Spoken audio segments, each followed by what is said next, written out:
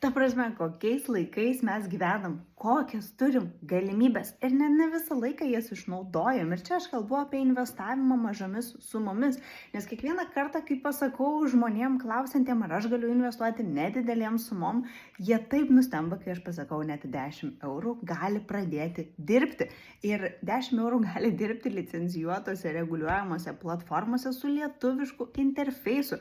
Tuoj parodysiu vieną iš variantų su 15% vidutinė metinė grąža.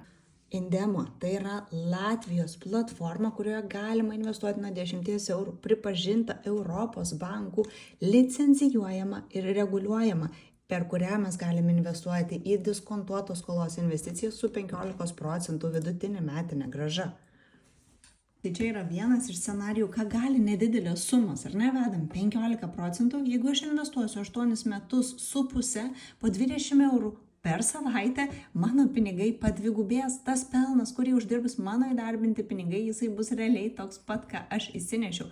Bendras kapitalas daugiau negu 17 000. Nori daugiau suprasti, kaip veikia toks investavimas, užsuk pas mane į nuorodą profilyje, kur rasi visus atsakymus.